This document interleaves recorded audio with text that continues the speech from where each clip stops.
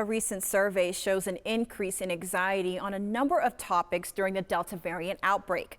Cronkite News reporter Brianna Isabel explains the results of the survey and how experts recommend dealing with stress related to racism, finances, and other areas. The survey from NPR, the Robert Wood Johnson Foundation, and Harvard focuses on finances, healthcare, racial and ethnic discrimination, education, and unemployment among all households. The findings also found that Asian and Black Americans are dealing with additional fears and stressors. No peace! According to the FBI, physical and verbal attacks on Asians, Blacks, and other minorities have only increased during the pandemic. Jessica Lopresti is co-founder of Bear Mental Health and Wellness.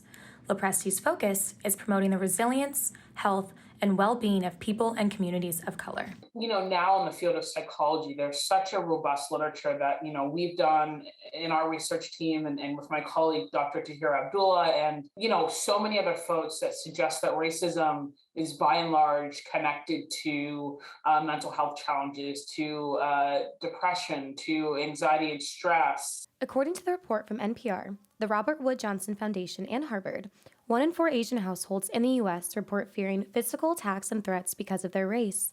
21% of Black households, 22% of Native Americans, and 8% of Latino households also report the same fears.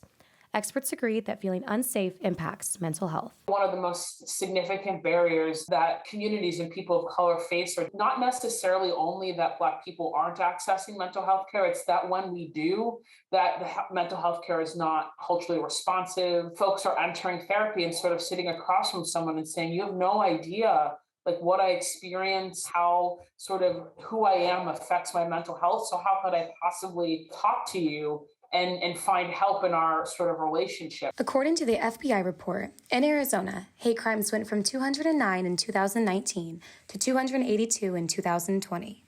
Lopresti says the first step to making a true change is educating ourselves to better understand one another.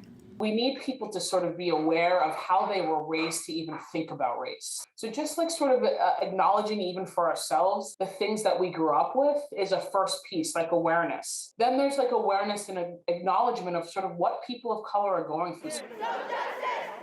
And so I think we need some education around what these words mean that we're sort of throwing around a lot. We're doing a lot of work to train therapists to engage in more culturally responsive treatment so that when people of color enter those spaces, that it is a place where they feel like they belong.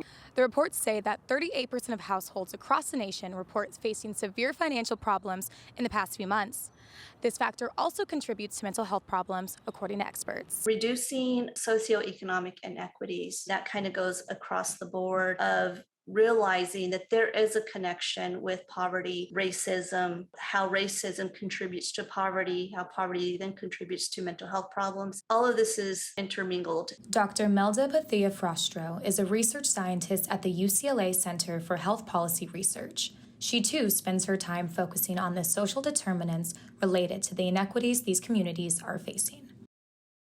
The survey was conducted August 2nd to September 7th of this year. More than 3,500 adults responded. Interviews were conducted in a number of languages, including Mandarin, Korean, and Vietnamese. In the newsroom, Brianna Isbell, Cronkite News.